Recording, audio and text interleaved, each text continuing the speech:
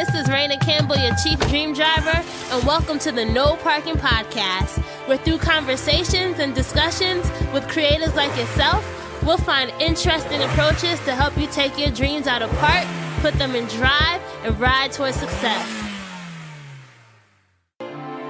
Hey Dream Drivers, welcome to episode 111 of the Dreams and Drive podcast. And today our guest is Nyle Washington. But before we get to Nyle's story, one of the things that I love about the Dreams and Drive community is that we are so diverse. And although a lot of us may have our own companies or want to eventually be entrepreneurs at some point, we don't all fit into that demographic. And I think that's what's so beautiful about the Dreams and Drive community. There are some of us dream drivers who have career aspirations beyond entrepreneurship. And despite what your journey looks like, the thing that brings us all together are our stories of resilience, hustle, and drive. That's why I'm so excited for you guys to hear from Nyle Washington. She's going to share her own dream driving journey and how she was able to climb up the corporate ladder and build a 15-year legacy as a public relations professional in the television and entertainment industry. So if you want to learn how to build a powerhouse career and boss up in the professional world, this episode is for you. Nyle has worked at Susan Blond Inc, VH1, Starz, and currently serves as Director of Media Relations at HBO. She talks about how she got her foot in the door early on as an intern. You guys, she interned at the Oprah Winfrey Show when Oprah was giving away the cards, the key to career growth, knowing when to move on, the art of cultivating relationships, publicity lessons, and much, much more. And Nyle's connection to me is actually, she was the reason how I was able to interview the cast of Power on episode 91. So that's our connection. You'll hear about that later on in the episode. As always, show notes are available at dreamsanddrive.com. Just click on episode 111. And if you're enjoying this episode, or if you want to tell the world that you're listening to Dreams and Drive right now, screenshot, share it to Instagram stories, Twitter, Facebook, wherever, and make sure to tag us. We are Dreams and Drive across the board, and you can use the hashtag Dreams and Drive as well. Stay tuned for our Dream Driver tip of the week, which is going to be about social media and Instagram planning. We partner with Planoly, which is an Instagram visual planner. And you can use the code Dreams and Drive to get 1 month free on any of their paid plans. The offer ends November 17th, 2017. You'll hear more about it when we get into the tip of the week. Hope you guys enjoy this episode. Hi, Nyle. Welcome to this episode of Dreams and Drive. I'm so excited to have you on today.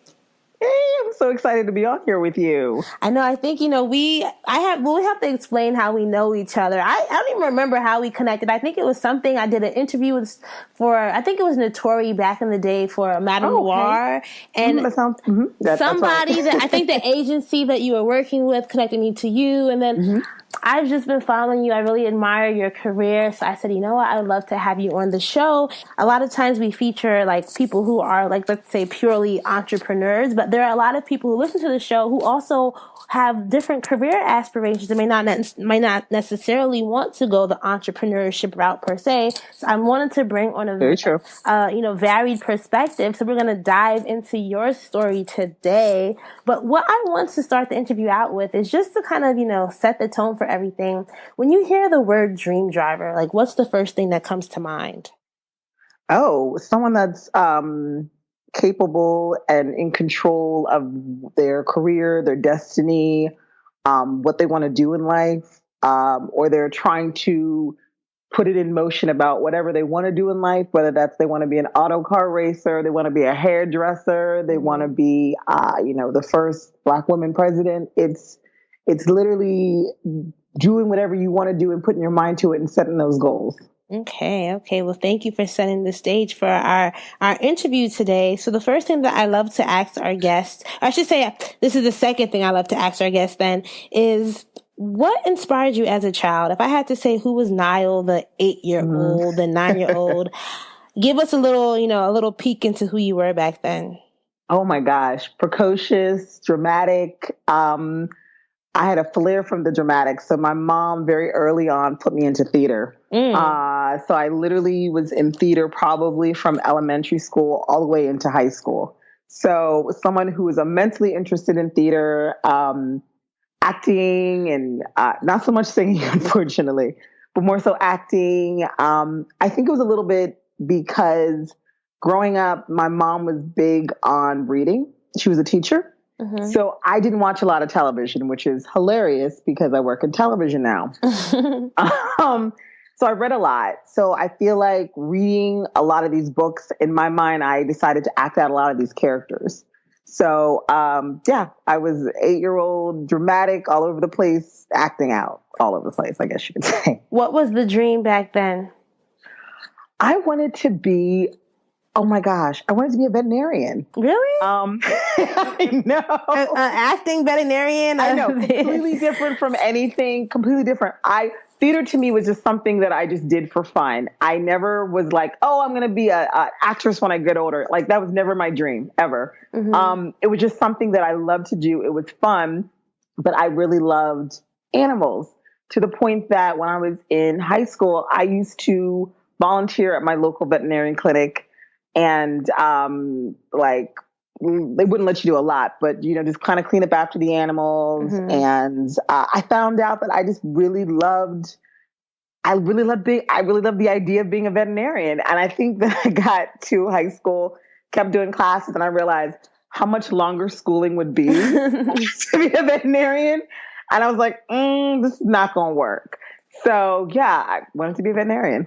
So you ended up going to Hampton University and you have a major in English, right? I did. I was going to first major in, I think, communications, but reading, and in my mind at the time, I was like, oh, I'll be an English teacher. Like I've always had phenomenal English teachers growing up. This is something I could do. I could, get someone to love a book as much as I hopefully love a book, teach them grammar, the whole nine. So I thought really early on, after veterinarian, I would be an English teacher. What actually ended up happening post college? Did you become an English teacher or something else? I did not. So many things just didn't happen. The beauty of trying different adventures and trying different things. What happened was I was at Hampton University, and because I didn't major in communications, I found myself doing a good majority of my internships in communications. So my freshman year when I was home, my mother was like, you're not going to sit in this house and do nothing. So she's like, I advise you to get an internship, get a job, get a something. So my first year at Hampton, I had an internship at KYW News television station in Philadelphia because I'm from South Jersey, so I'm closer to Philadelphia. You're a Jersey girl too? I'm a Jersey girl. Where in Jersey are you from? Town, Moorestown. It's South Jersey. It's near Willingboro. Sorry, I don't like you. Sorry, Nyle. This interview is over. It's over. Sorry. I'm from North Jersey. I'm from Orange, New Jersey. Okay, so. Fine. All Jersey left. All Jersey left, no matter what. Don't even worry about that. First internship was at KYW. And then after that, my next internship was at Good Morning America my sophomore year. And my junior year, I actually came back to Good Morning America again. In New York? So, in New York. Mm-hmm. Okay. And I had a really great opportunity to work directly one-on-one with one of the producers at Good Morning America. And she booked a plethora of different things, books, a little bit of entertainment, a little bit of their human interest. So I kind of found my bug in production a little bit and thought, I'll be a producer now. So thought I was going to be in production and do producing. And then after I graduated from Hampton, I went to Temple University and mastered in broadcasting, communications, and thought, okay, I'll do anchoring or I'll be in the news, I'll produce. This was my next great idea that I was going to do. During my time at Temple University, I had the great fortune to have an internship at the Oprah Winfrey Show in Chicago. So I took a semester and I did online and went to Chicago in the dead of winter, which I'll never do again. I hear Chicago winters are pretty tough. Oh my gosh. It's indescribable. I remember walking on Michigan Avenue. I think it was Thanksgiving, and I think my mom had come out to visit me. Or my dad came out. Someone came out to visit, and I remember walking down Michigan Avenue, and it was raining and the wind, and I want to tell you, a tear froze on my face. No. Literally, it was sleeting. It was bananas. I would never. God bless anybody who can survive a Chicago winter. No. Anyway, so while I was at the Oprah Winfrey Show, I had an internship in their publicity department, and I was like, oh, publicity. Why have I never why have I never not thought of publicity? It involved reading. I loved reading newspapers, magazines, books, the whole nine. It also involved a little bit of the English, being an English major, and writing press releases. It involved pitching, networking, talking to people. I was like, oh my gosh, this is amazing. Graduated from Temple, started in production as a production assistant at MSNBC because I didn't really know anybody in PR too well. Mm-hmm. Got to know a good amount of people when I was at the Oprah Winfrey Show as far as in PR because I would answer the phone for the department. Did you ever get to meet Oprah? Sorry, I have to just ask you that. I did a couple times. I did. She was super nice, super gracious. And the awesome thing about the season I interned there during the Oprah Winfrey Show was the season she gave away the cars. Oh, so I remember my gosh. Out the car giveaway, and I couldn't even tell like my parents. It was like that top secret. So it was just amazing being behind the scenes to see how that was done, to see all the different crews that came in from the different, I think ET and Access and like, can't remember all the different outlets as far as newspapers, but I just remember all these crews coming in and doing like big pieces of Oprah, like in the parking lot with the keys in her hand, standing there with all the audience members in the cars. Like it was amazing. And I was like, oh, this is what TV PR is. This is amazing. Like I could definitely do this. So was that when you that's when you got that bug that maybe this might be something you want to do? Yeah. So again, from veterinarian to production, now to PR. Yes. That is when I was like, oh, I could definitely do this. Like I could definitely see myself doing this. I enjoyed the internship. Met some good publicists, some people who were out there, who I had known some of their clients who were huge fans. I think it was like Alicia Keys, Usher, and of course it's Oprah Winfrey Show. So there's like a gazillion publicists from every A-list person calling in. So I developed some relationships on the phone with some of these publicists. So there was one in particular. Her name is Andrea Ferguson. Kept in contact with her. And once I left MSNBC as my first job, I reached back to her and I was like, hey, would love to take you out to chat, get to know what you do more in PR. And she was like, yeah, no problem, which was super big to me because she didn't know me from Adam. So I was going to say, because you know how a lot of times you're like, you shouldn't ask people to just take them out and pick their brain, so to say, right? So she really must have felt something if she said yes, right? She completely did. And at that time, I think, was I in Brooklyn? I don't know where I was living at the time, but I think it was like a day off that I literally came in, met her for lunch, and she sat there, chatted with me about what she did. She's like, I don't know about any PR positions right now, but would love to keep in contact with you. And I was like, of course. So that was kind of my inroad there. It's literally just kind of like a blank email to this woman, who's amazing because she just emailed me the other day. Mm-hmm. So full circle moment. She ended up introducing me to a woman named Simone Smalls, who worked at a company called Susan Blond Inc. And Simone did PR for Usher, Little John. Wait, Simone Smalls. That's so funny. I've emailed her before. Sure you have. Okay. Super, super, super small. She works now with Michelle Huff. They have a really great firm called Strategic Heights Media. They do ABFF and a bunch of other really great festivals and have some really great clients. But yes, the world is super, super small. And so Simone gave me my first job in PR.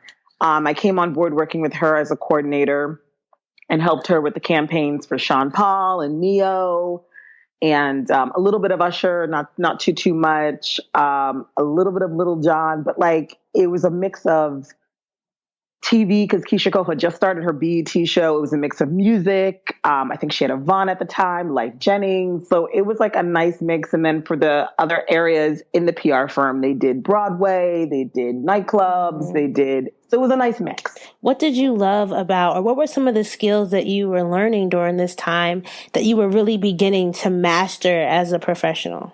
The biggest thing is to honestly just, as my mother always says, keep your mouth closed and keep your ears open.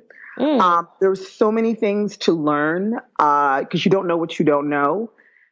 During that time, I remember just being a sponge because I did not know how to set up a press day, did not know how to pitch. So I literally was a sponge with everybody in that office trying to, perfect or mimic what they did, but also, make it my own. Also kind of get an idea of a good way to pitch, not so good way to pitch. The best time is to call press whether it was like either they're like morning, they don't like you to call them, they rather you email them. So it was just literally, it was PR 101. It was learning who's who in the industry, what demo, learning the different clients, researching the clients, learning how to put media lists together, how to put red carpets together. So it was like boot camp. What do you think was like one of the biggest challenges that you personally had to overcome during this time in your career? I think at that time, after a while, I wanted more. I got to an area in my career, I think at Susan Blond Inc, where I had, I like literally adored the coworkers I worked with. I liked the accounts, but I wanted more for myself. I wanted something where I was going to focus maybe on one or two things instead of like a vast array. And I kind of knew like I had outgrown the company. I had kind of outgrown it, and I was like, well, where's the next place you want to go? And that ended up being VH1.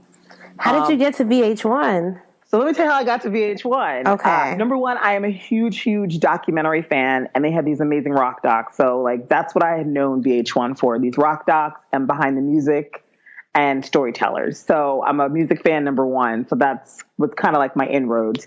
But at Susan Blond Inc, VH1 Save the Music was one of their clients. So I'd worked a couple of events and gotten to know one of their talent bookers quite well, just because she would come to our agency and ask for talent that we had to book some of their foundation events and their, I think, yearly galas, all that goodness. So she emailed, and I remember seeing a position, and I was like, I don't know, maybe we'll see. Like, I don't really know anybody at VH1 other than this talent booker, but I'm really hoping that someone will see like my potential, that I've done music, that I've done a little bit of TV.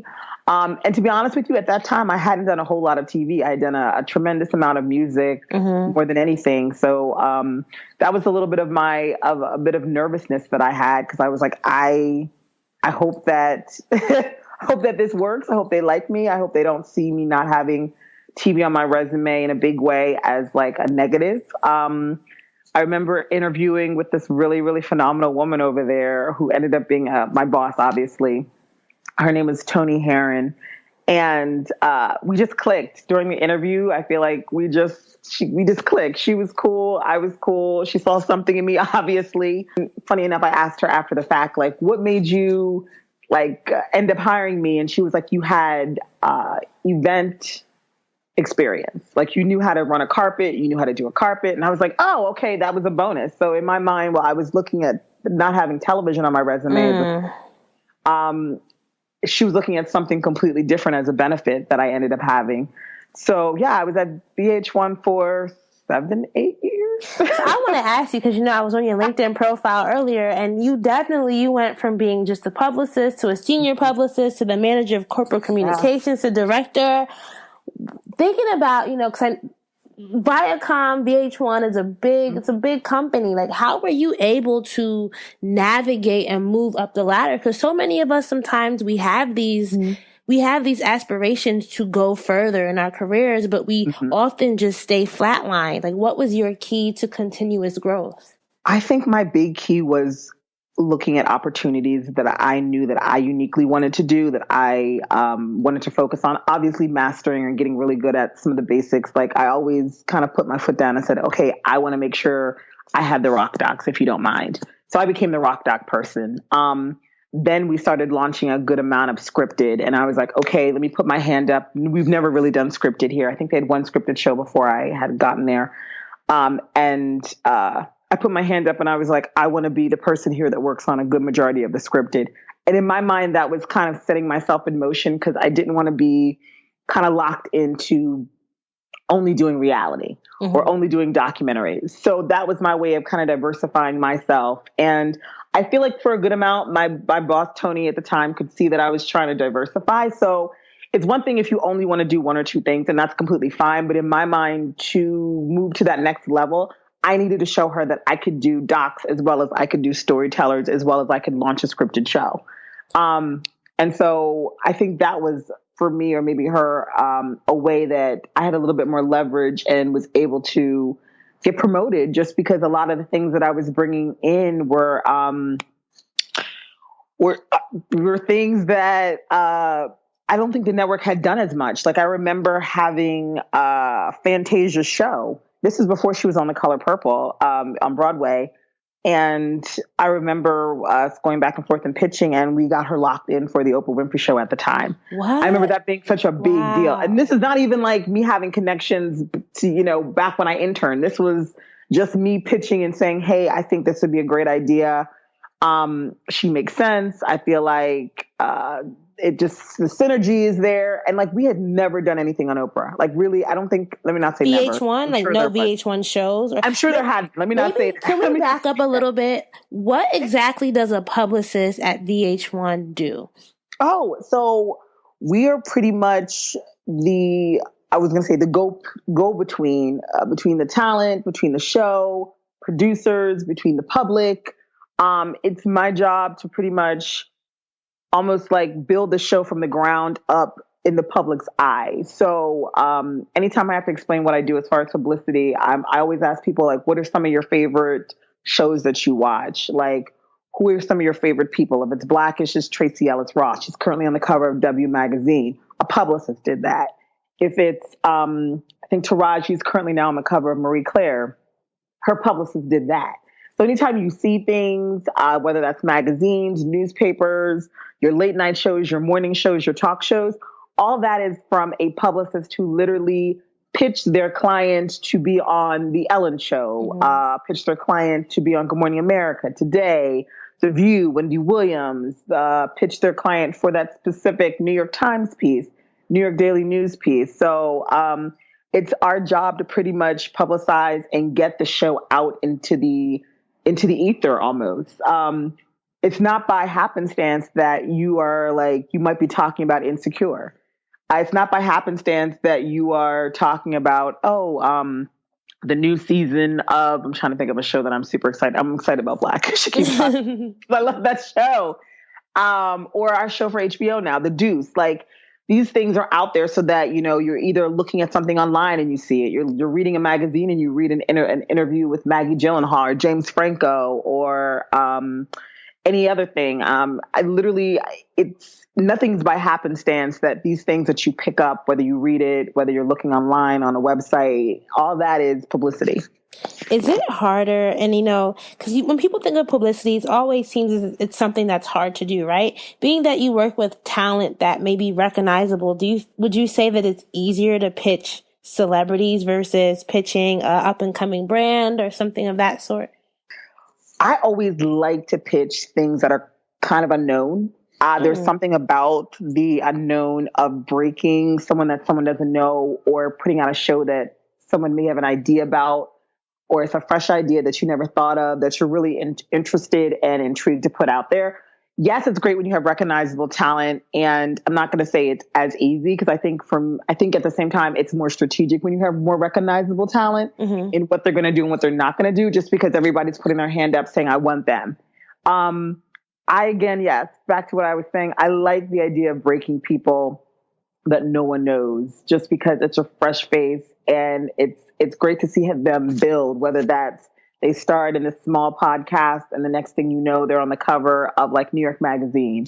I kind of get like a little excited, a little bit of confetti when I see something like that. That to me is exciting, like, or makes the job kind of worthwhile when you see that person that like you met in maybe a conference room a year or so ago, pitch an idea, and then now they are like walking a red carpet and people are clamoring to interview them. Is there anyone that, you know, that you've done that for? I can't say there is. Most of the people that I've worked with have already established their career. I can even say the same thing at VH1. Like my first show, as I mentioned, was Single Ladies. So the lead in that show at the time was Stacey Dash. So people had known her from Clueless. Next up was Lisa Ray. People knew Lisa Ray. Yeah. Then later on it became a different cast and moved. But no, I can't think of anybody that I've had to that I've broken and then completely gotten.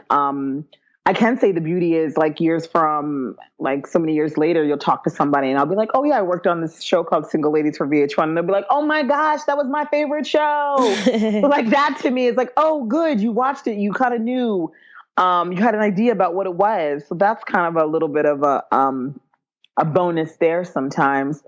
But no, it hasn't really, for me, I haven't had the opportunity to really break anybody. Even at Starz, I worked with Power, obviously. Everybody knew Omari Hardwick. They knew What about Rotimi? I feel like Rotimi was kind of like, I mean, at least I didn't know him before Starz. I mean, before Power.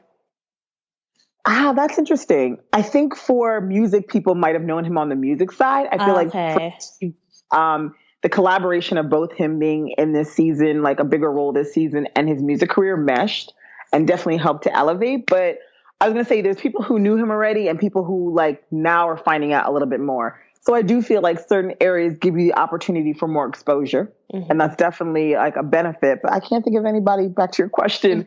No, it's fine. Broke, fortunately. So if we think about those years that you were at VH1, I think a big part of your job is building a strong network. What kind of tips would you give to, and not even just on the publicity front, just that the normal dream driver who's looking to build a strong network, how do you go about cultivating those strong relationships over the years? There's a really big number one rule in publicity, and that's like always tell the truth. I know as hard as that is, and as odd as that sounds, because most people hear PR and they're like, oh, it's just spin or it's just whatever. I feel like a good part of networking and a good part of building relationships with people is being honest and upfront. I've had a lot of like some of the same contacts that I've had for years. I've gained some. This industry is ever evolving, ever shifting. So you can't ever put your eggs in one basket with one person at one outlet, in my mind, because of that. Mm-hmm. If this industry has taught me anything, is people move around a heck of a lot. I find more of my friends freelancing now than were before. I also find in cultivating those relationships, you have to decide where the line is drawn of them being someone you're like friendly with and when it's business. Kind of like something that's super, super imperative and important. But at the same time, it goes back to honesty to me. There's been plenty of times where I've picked up the phone and said, hey, unfortunately, this is not going to be able to happen. Has nothing to do with like me and you or, a relationship there. It has more to do with this person, their team would like to do this instead, or they're going with this outlet instead of this outlet. I would like to try this other person. Again, it's just opening that line of communication and being honest with each other. I feel like that is the best and greatest way to keep relationships in this industry. Also, obviously, to be nice. Mm-hmm. I've met some not so nice people sometimes. People sometimes think that people they rep, they get that mixed up and that kind of becomes an ego thing. One of the things that I believe as equally as be truthful is be humble. Just because, what's here today may not necessarily be here tomorrow. So I think it all goes hand in hand, to answer your question. So what made you, or what sparked the leap from VH1 to Starz? Did you want a different environment? Was there a different opportunity? How did that happen? I wanted to focus on pure scripted. And VH1 at the time was going through some changes in management and execs. And my biggest fear was that VH1 in particular was going to possibly do away with all scripted and it was just going to be focused on reality. Because even the music programming was kind of not as robust as it had been in years. And so I kind of took that moment and I said, this might be an opportunity, or this should be an opportunity for you to start looking to focus just purely on scripted. You love scripted programming. I had found that I really wasn't watching a lot of the programming that I was working on. I'd watch it obviously for work, but outside of work, I really wasn't watching reality. So as I was growing in my career and personally, I was more in the idea of let's move towards what you're doing, where you want to go, where you see yourself. Yeah, I decided to apply for Starz, and thank God knew another phenomenal publicist named Lana Walker, who I had worked with during my time at VH1 when I think Brandy had a show. Mm-hmm. She was Brandy's rep at the time, and kept in contact with her. And when there was a position open at Starz, she happened to know someone there and ended up passing me in, and I got that job. All right, so let's take a little break from the episode so that we can do our Dream Driver tip of the week. And I know that I haven't done these in a while, and I truly do apologize. It's been busy. Our episodes have been a bit longer over the past few episodes, but I want to get back into them because I think it's really, really important for us to get some tactical information each week that we can apply in our businesses and our brands. So the topic for today is social media planning, right? Like, why is it important? Well, number one, a lot of our guests have mentioned before in the past, if you have a brand, whether it be a personal brand or a company that you're trying to build, social media in 2017 and beyond is going to be key to growth and engagement. And a lot of people may not necessarily know, like, how do you do that? How do you analyze things? How do you know what to post, when to post, all that good stuff? So beyond just the basics, like having a bio that really shares and tells your people what it is that you do and who you serve, making sure you have an email address on file, making sure that on Instagram that it's linked to a company page, Facebook page, so that you can get analytics, you can track all that good stuff, making sure you're linking to a website or some type of call to action in your bio. Those are very, very important. So I partner with Planoly, which is a tool that allows you to visually plan, manage, and schedule your Instagram posts. The question that I wanted to ask Planoly was, how can planning and scheduling your Instagram feed help you grow your brand? Because we Dream Drivers are trying to figure out how to grow and scale efficiently. So posting consistently is a huge factor that affects account growth on Instagram. One of the biggest hurdles that social media marketers on Instagram specifically face is that they lose track of post frequency and have no detailed plans in place to keep them on track with posting. But when you use Planoly, you're able to plan ahead and post more frequently, thus increasing your chances of being seen by a wider audience. The more consistent you are with your posting, and I said consistent, the more growth you will see. And I personally have used Planoly before, and I really like how it allows you to visually lay out your feed, schedule your posts, see what's working, see the time of day that things are really engaging. So I really encourage you guys to check this out. It's a great tool if you're looking for something to help you grow your Instagram feed in particular. So check it out at planoly.com. That's PLANOLY.com. So our friends over at Planoly are offering us a great promotion that I wanted to share with you guys. You can use the coupon code Dreams and Drive for 1 free month on any monthly Planoly plan. You can choose from solo, duo, squad, or team. And this offer expires on November 17th, 2017. So make sure you sign up now so that you can take advantage of your month with Planoly. I think a lot of us are sometimes intimidated by really planning our social media, but know that when you plan and when you really are able to see how things look in advance, it can really, really help drive growth, and it can help you keep consistent, which is something that I have really, really tried to harp in on you guys, is being consistent is the key to growth in anywhere. Like with the podcast, putting on an episode every week helps people know what to expect from you, and you want to do the same thing when you're on social media as well. I hope you guys enjoyed these tips, and I hope you use the code Dreams and Drive to redeem your free month of any of their paid monthly plans. And I encourage you guys to check out this trial just because the paid plans have a lot of cool features that I know you'll enjoy. So don't sign up for the free one. Sign up for a paid plan and use the code Dreams and Drive to get a free trial of that one. All right, let's get back to the episode. So that is a great segue into one of our Dream Driver questions, which is coming from Fab. And the question is, what would you say to the dream driver who wants to get their foot or toe in the door of the entertainment industry? Do you have to have connections? Should you have a strong portfolio if you're trying to get into one of these big powerhouse companies? Good question. People ask me that all the time too. I always advocate, first and foremost, when you're in college, and if this is something you want to do, entertainment period, whether that's you want to be a producer, whether you want to be in PR, whether you want to do marketing, I always advocate, obviously, for internships. I feel like those are imperative. Those are your building blocks. No internship is like another, which you might learn at one, you might not learn at another, and vice versa. Mm-hmm. So I always stress internships. I stress making those contacts during your internships, because that's honestly how I got my first job. The woman I worked with at Good Morning America ended up helping me land my first job at MSNBC. Though I didn't stay in production, if I hadn't made those inroads, then I wouldn't have started at MSNBC and had that year where I was like, oh, maybe this is what I want to do. Maybe this is what I don't want to do. So again, I stress internships. I stress making sure you network while you're at your internship, mm-hmm. keeping in contact with people.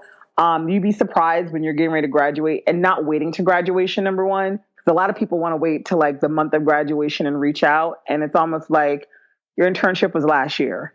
You can't wait like the month you're graduating and have not talked to the person like the last year and all of a sudden pop up and be like, I need a job. Like, that's not how this works. No, I'm serious. Yeah. A lot of people do that too. You must get a lot of people who want to connect, right? I do. And the person in me, or the person that was 21 that had just graduated and was looking for someone to help me break in, I go back to that moment where like Andrea Ferguson had really like let me meet with her, was completely open. I go back to that person because I don't mind being that for someone else. At the same time, you can't just pop up out of the blue and be like, okay, I need a job. That's the area I feel like people kind of get really, really messed up with. If you're cultivating relationships with people, they'll look out for you. This is what I truly, truly, truly believe. I really, really, really believe that, to the point that someone had forwarded me, I'm not going to say her name, someone forwarded me this lovely young lady's resume. She had just graduated from Spelman. And I did not know her, but a friend of mine who had her as an intern said she was phenomenal. A friend of mine at a network literally emailed and said, hey, do you know anybody we need a PR assistant? And I said, I don't know this girl, but I hear she's phenomenal. She's amazing. Passed her resume on. She ended up getting the position. I remember she ended up emailing me and, obviously thanking me and connecting with me. That's how we get positions out here. That's how you break into the entertainment industry. It's somebody vouching for you and saying, you know what? This person's amazing. If you know of anything, pass her on. Because your word, I hate to take it back to your word is your bond, but your word is your bond. Like, if you now put yourself out there and said this person is amazing and phenomenal, that's someone who I now want to either meet, know, or help out in some way, shape, or form. So I also encourage people to join organizations like NAMIC, which is great, ColorCom, which is great. These are organizations that are out there that help, I don't even want to just say African-American, Latino, minorities, but they are organizations that really help you get your foot in the door, help you network, meet people who are like in PR, in marketing, in legal, in different professions. So join organizations, be honest, go out there, network, cultivate relationships. There you go. Would you say this works even if, let's say, you're further along in your career and you want to definitely make like a career change into entertainment, or would you still follow that same route as well?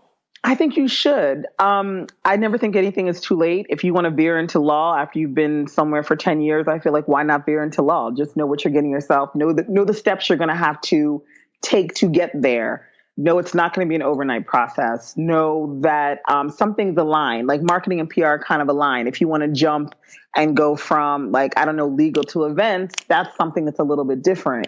I, again, advocate for you hopefully having someone in your circle that might know someone in events or might know someone in law for you to talk to.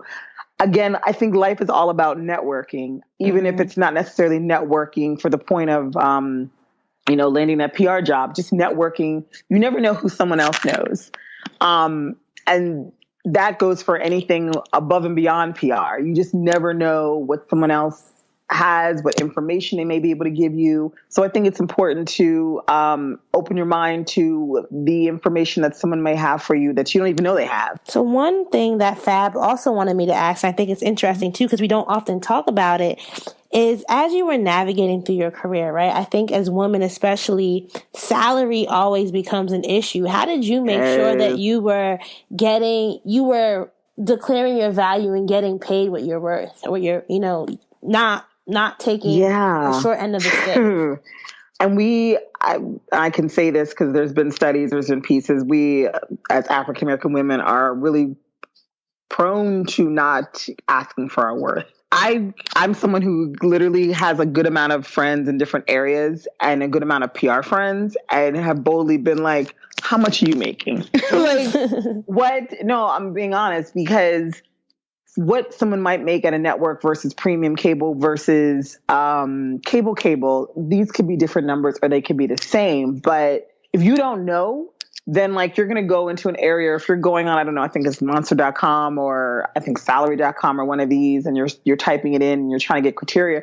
I think the best way to do, and that's what I've kind of done in the past, is to honestly ask a friend in PR, like, hey, sister to sister, what are you making? This is what I feel like I should be making. Am I asking for too much? And again, a lot of times we keep doing that. We say, am I asking for too much? I caught myself doing that a couple of times. The friend was like, why do you think you're asking for too much? She's like, are you worth this amount?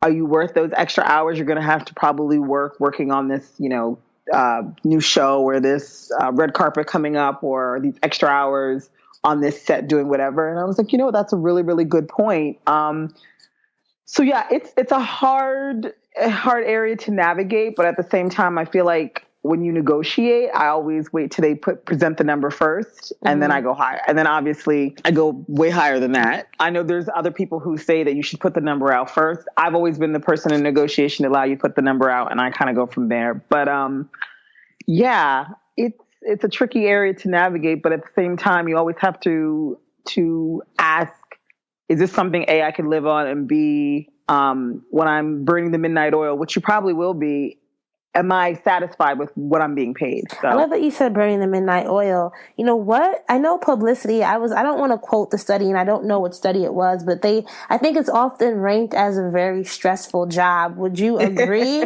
And if so, how do you balance it all so that publicity doesn't take over your entire life? I would. I have struggled. I will be quite honest with you. I've struggled with balance. I think I'm just kind of getting it right in the last couple of years. I got to a point where I was like, I will not answer an email after 8:00 unless someone's on fire. Same thing in the morning. I will not have my phone by my bed, or I will, check my phone once before I leave the house. But you could literally in publicity find yourself on your phone 24/7. Why? Like, what is it? Because you're pitching, or? Yeah, it's between you pitching, especially when you have a show that's premiering. There's a lot of high intensity, a lot of pressure, a lot of questions, a lot of logistics to kind of go through, or there's a junket to plan. It's a lot of event logistic planning, hair and makeup, styling. It's a lot of different things being thrown at you. And if you have multiple projects, which most publicists do, you're dealing with varied degrees of questions from different directions. I think across the board for all publicists, whether you're an indie publicist, television, film, it's just when your client's on, when your show is premiering, when your movie is premiering, it's just an intense moment of time, and you just know you got to put your head down and just go through the work and do it. But yeah, I feel like to answer your original question, yes, you have to balance. Like if you don't balance, you will find yourself working all hours of the day. You will find yourself eating food you're not supposed to probably be eating. Yeah, I had to definitely put some boundaries, some guidelines in place so that I wasn't always on my phone, that when I was with friends or family members or like a significant other, that I had my phone down at dinner, that I wasn't always like, you'd be very surprised. And I'm like, that's not even just for PR. I'm sure that's for a lot of other industries, but you just have to set some boundaries. You really, really do. I've had some really great mentors that I've kind of seen and talked to about this, kind of like, well, what do you do when this happens, or how do you do this? And some of these people have kids. And a good part of it was, after 8:00, this is my time with my kids. Unless, something is burning on fire, like don't email me, don't text me. Or you can email me, but just don't expect me to respond. So again, it's all about boundaries. It's about also making sure you're taking care of yourself, which I would say early on as a pub cub, as I called it, a baby publicist, I neglected to go to the gym a lot. I neglected to take that time for me, to take that time to meditate, to take that time to take care of myself, go to the gym, go get a massage, go take a jog around the block. So I feel like now I'm a bit more in tune with what I need to do in order for all cylinders to be 100%, I guess you could say. But yeah, that took a little time to figure out, because sometimes this job is very intense and very stressful. Other times it's great. You meet some phenomenal people. You make some phenomenal connections. You have some phenomenal talent that you get to, do a press tour with or develop a relationship with. But yeah, it has its moments of high intensity. So one of the things I definitely have to say is because of you and your team, I was able to attend my first press junket this year for Power, right? And I did the roundtable interviews, episode 91, and I just was so amazed by that whole experience. Like, to tell you the truth, I didn't realize what a roundtable interview meant. I don't know why I thought, I'm like, oh my God, I'm going to be on TV. And I'm like, oh, that's not what it is. Okay. I gotta reframe it, Raina, reframe it. But, thinking about your whole experience working on the hit show Power, which I love. I got to interview Courtney Kemp a few years ago for Madame Noir, and she's just so bomb. What was a big challenge? Like, thinking about that show, you think of that, it's so exciting, but just in being a publicist for the show Power, what was something that was really challenging, and how did you work through it? Something that was really challenging was the show was very, and not to say we didn't want to take away from that, the show was very African-American focused, as is the demo, as is the people who watch. I wanted to really kind of open Power up a little bit more, and I didn't want to just make it something that was covered by just a journalist. I wanted to make sure that there was journalists across the board that were actually interested in covering Power, because I found as we kept climbing, as the season kept going on, I was like, yeah, I know the vibes of the world love this, and the Madame Noirs love this, and but I was like, I want to make sure that we cover the base, but we also like elevate. Who else is out here watching that? I know there's some young kid in Missouri or Texas or like California somewhere that loves this show and watches it and may like read GQ or may read another like blog or something like that. So my biggest thing was to make sure that the show, or really puts it out, or maybe make sure that we got a lot of the main celebs or the main stars on the show out there a bit more. When I first started, I remember I worked with this great guy named Chris Chambers. His group, we brought him on to do PR for both seasons of the last couple seasons of Power. He came up with a really great idea, and I was like, we need to definitely motivate and move this forward. He came up with a great beauty event idea for Power, and I was like, oh my God, yes. Everybody for Power had always focused on the men. I mean, don't get me wrong, we got the eye candy, and I get it. Omari is amazing looking. Joseph is amazing looking. Or Timmy, 50, obviously. But I really wanted to focus on some of these ladies in here, the looks. We've got Lala, you had Notori, you've got Leela Lauren. Yeah, that's when I interviewed Notori. I interviewed her for Style Blazer, because you guys were pushing the beauty interviews and stuff like that. And I thought that was important. So that to me was kind of like one area of kind of like, let's leverage an area that we haven't really focused on for this show. Like, people, again, are focused on the man candy. We get that. Let's focus on the beauty of these ladies, the beauty of this show, the styling of the show. Like Tasha from one season to the next may not look the same. Like this past season, she was in court most of the time. So she wasn't in, the fly fur vest and all this. She was in the suits. So I feel like, and the clothing tells a story. So I think that was super, super important, imperative. So it was kind of like the layers of how do we just focus on different assets of this show that people haven't focused on. So one thing became the beauty. Another thing became a little bit of the fashion. Another thing that I really wanted to focus on was the set, like Truth Nightclub, how amazing it is. Like, the outside of Truth is in the meatpacking district, but the actual Truth inside it's on a soundstage in Brooklyn. So my idea was kind of like, how do we bring a lot of these bigger mainstream outlets into the fold of Power, into this world? Because it's the #1 show on Starz. And I was like, how is TV Guide not really covering this that much? How is like EW, I think, had covered a little bit of it, but I hadn't really seen like a nice feature, like nice, big, meaty feature done. And I was like, how do we make that happen? We ended up making that happen. It was literally... You had a subway wrap too? That was pretty cool. Yeah, the subway wrap. That was our marketing team who did a phenomenal job with that. But it was just kind of like, how do we elevate the show where, okay, we know this. We got Omari on the cover of Essence. That was phenomenal. It was kind of like, that's more of a broader appeal. People see his face on newsstands now. So there's no reason when I go to a mainstream outlet and I say, hey, you should definitely interview him. He's phenomenal. He's working on this. He's working on an album. He's working on that. Like, let's talk to him.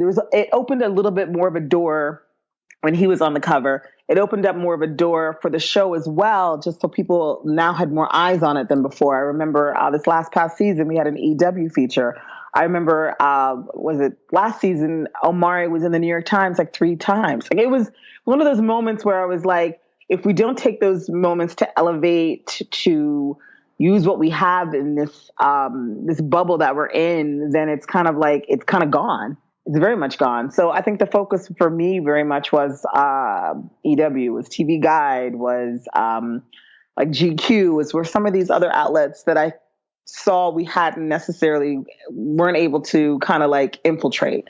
And for the most part, we ended up infiltrating most of those. And I was super, super excited and happy about that. So as we wind down, Nyle, you're thinking about, you are expert in publicity. A lot of our listeners are, either building their own brands or trying to get campaigns created around their personal brands or their companies. What would you say are 3 tips you would give to that person who's trying to successfully work with the press and get publicity out about his or her brand?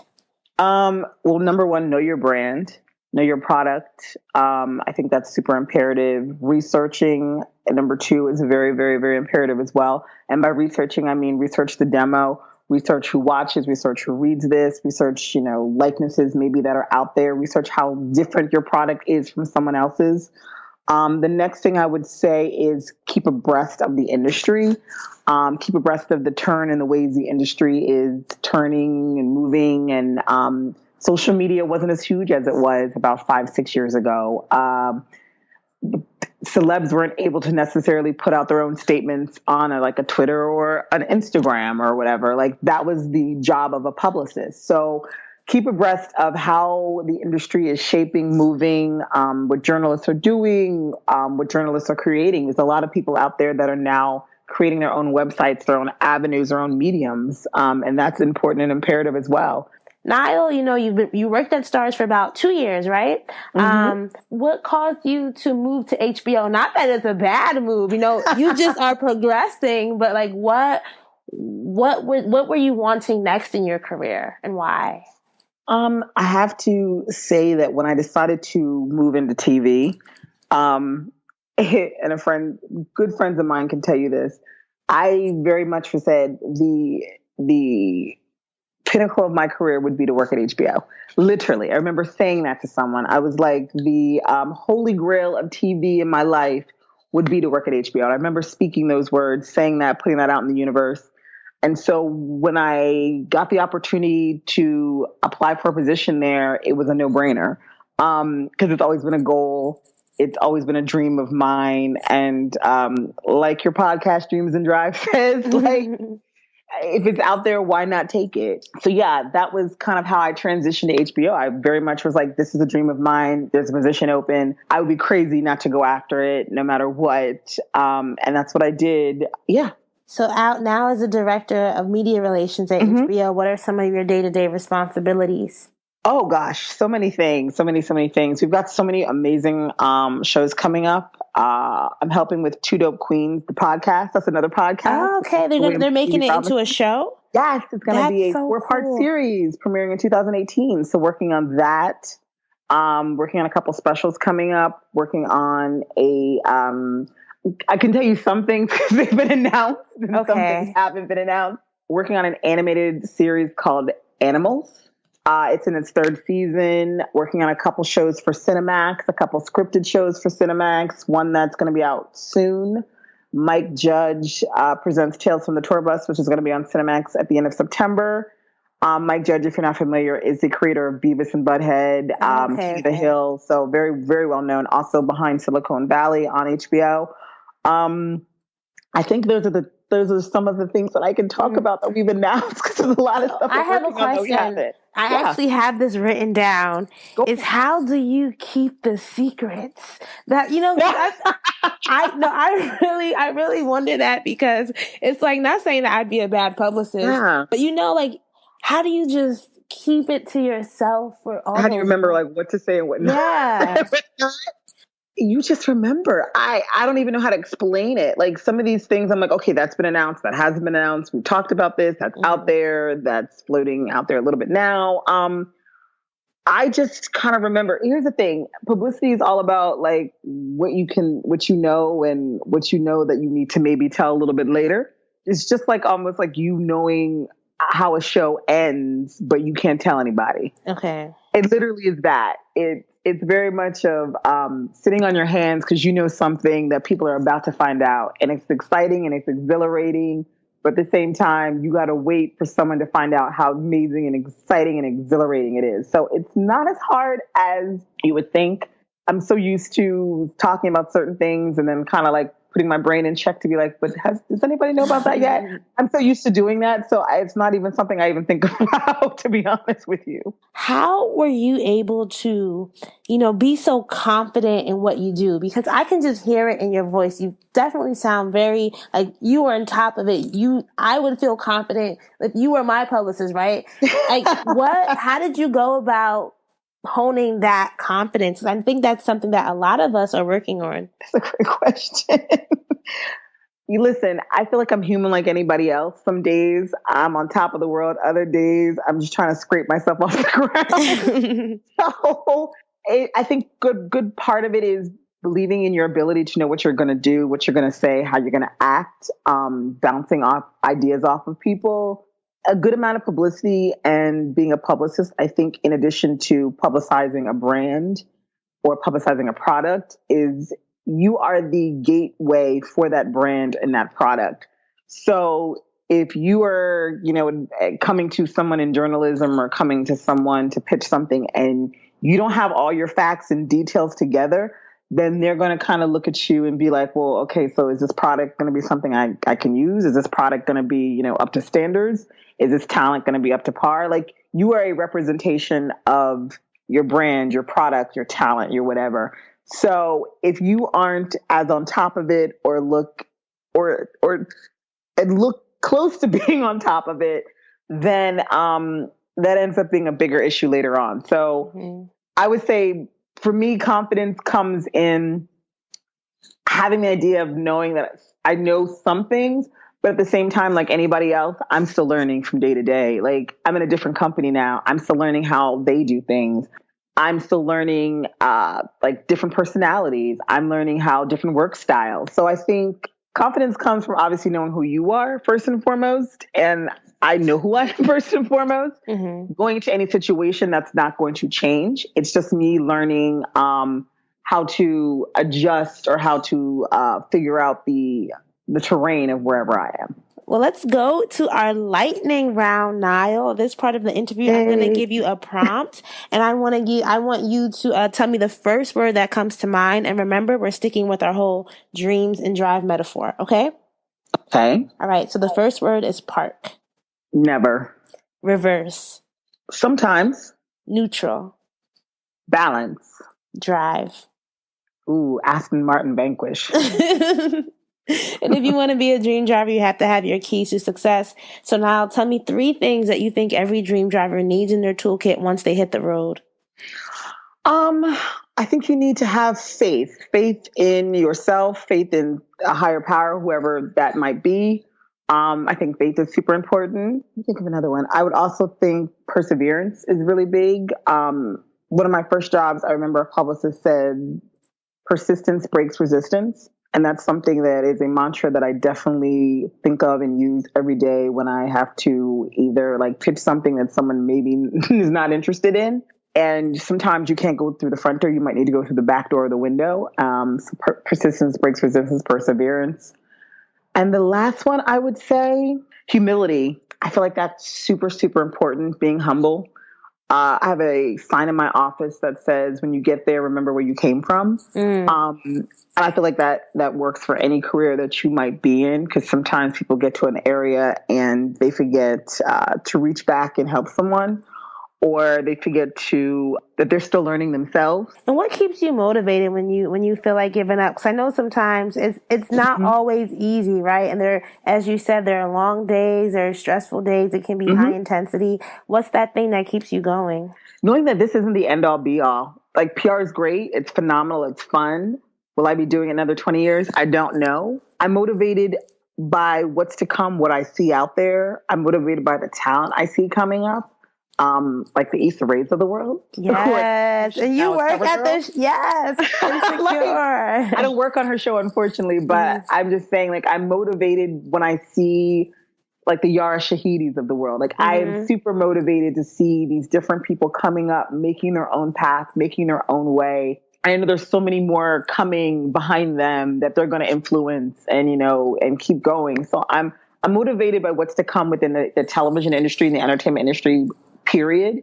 I'm motivated by the technology that's going to come. I'm motivated to see what social media is going to bring. I'm intrigued to see where PR looks like 10 years from now, too, at the same time. So how do you think it would change? Social media is such a huge hub. So many outlets are now becoming online outlets. Like Village Voice is now going to be online. Complex is online. Vibe magazine. I still have my Vibe with with Beyonce on the cover, I want to say. I have a couple Vibes with Jay-Z on the cover when he put out Reasonable Doubt. Like, there's so many outlets that are now going digital. I feel like we're going to be moving more into, even more so than we are now, into more of a digital world. And I'm very intrigued to see how that impacts impacts PR, but more so impacts the way we maybe generate assets or put out releases. Like right now, sometimes we don't need to send out a press release. We might need to just send out a tweet, and that's our release, and that's our news that we're now sending out. I'm just intrigued to see how this industry is going to evolve, how PR is going to have to evolve because of the direction that media, press, everybody's going in. So. And I'm, as a creative, I'm also interested in seeing how media will shape society, because I'm such this big proponent, and I know we're nearing the end, and I don't want to get all deep now, but I really do think that, like, scripted content, especially like these fictional, how we get so invested. Like every week before Game of Thrones, the finale, I was like, why do I care about these dragons so much? Why do I care about these Jon Snow? Right? Like, but you do. Spoiler alert: you cared when the Night King made that dragon. Like, yes, about that. I felt it. And I'm like, if society can get together around these fictional things, right? Like, how can we use these? How can we use these fictional, like, stories? I really think the whole world is just, we're all just story heads. Everyone loves stories, right? Like, even Insecure, I've seen people who I didn't even know could write a sentence, write full out, I'm not lying, full out blog posts on their Facebook statuses about why Lawrence should not be ridiculed. Like, people have these opinions, and I'm just like, I just see so much power in what we as content creators can do to really shape the conversations that we're having. But you really do. Yeah. You really, really, really do. It's like, I find for shows, yes, we want definitely the New York Times to cover it, and, trades like Variety and the Hollywood Reporter and the Wrap and Broadcasting Cable. Like, we want Deadline, we want all those people to cover it. But at the same time, I find more so now we're also going to these blogs are like coming up in the world that people are just like, oh, I didn't know about that, or they knew about it. Like, we're doing more stuff with Black Girl Nerds. We're doing stuff with, we're looking at people like Lovey, who has her amazing blog and does recaps for Insecure. We're looking at different people because they have a really great social media presence and they have a really, really great online presence to be vehicles to put our content out, or to, critique the content or recap the content. So it's not the same as it was, 10 years ago or 15 or whatever. And I'm sure moving forward, it's not going to be the same at all. And that's completely fine. I feel like there's nothing wrong with that. It's one of those things where I feel like as a publicist, you have to change your mindset and realize that, yes, your New York Times is important, but a lot of these online outlets, are as important as well sometimes. Now, can you tell our dream drivers where they can connect with you or find you online if they want to learn more about you, or want to send you a tweet or something? I'm on Twitter at Miss MISSNYLE, Miss Nyle. Okay, all right. Follow at your own risk. Well, this has just been a pleasure, Nyle. I really enjoyed you sharing your story with our dream drivers, and I hope you did as well. So much. Yeah, I have to be honest with you, I forgot how nerve-wracking it is to be on this end of the microphone, but thank you very much. You were a natural. I didn't even know that you don't do this all day long, right? never, ever, ever, ever do this. But I was like, oh, you emailed, you asked. And I was like, you know what? Why not? Gotta say yes. The year of yes, right? Shonda Rhimes. Yes, Shonda Rhimes. Another person I love. Yes. All right, so that's a wrap for episode 111 with Nyle Washington. I hope you enjoyed hearing her dream driving story and her keys to success. Now, if you love this episode, as always, the best thing you could do is share this with a friend. You can either text them, you can screenshot it, put it on your Instagram stories, Instagram, Twitter, Facebook, wherever. Make sure to tag us. We are Dreams and Drive across the board, and you can also use the hashtag Dreams and Drive when sharing. And if you are not already part of our Dreams and Drive Facebook group, what are you waiting on? To join, just go to dreamsanddrive.com/Facebook, or you can search Dream Driver Mastermind the next time you're on Facebook, which will probably be today because I know most people have a Facebook account, and you can request access there. Our show notes are available at dreamsanddrive.com, and I encourage you guys to check out our website because we have a bunch of resources, especially at dreamsanddrive.com/free. If you want to download anything, that's the place to go. So I have one last huge favor that I'm asking of you guys. The last time I checked, we have not had a new Apple Podcast review since September 24th, 2017, and it's now October, and I would love to get some new reviews up there. They help with our rankings, they help with our ratings, and they also just help other people know, what is it that people love about the show. So if you want to be a great person, you can just go over to the Apple Podcast and leave a review and a rating. I also encourage you guys, wherever you're listening, to make sure you're subscribed to our channel so that every time we post a new episode, you get a notification. As always, it's such a pleasure getting to share our Dream Driver stories with you guys. I can't wait to chat with you again in episode 112. All right, keep dreaming, keep driving, and we'll chat soon.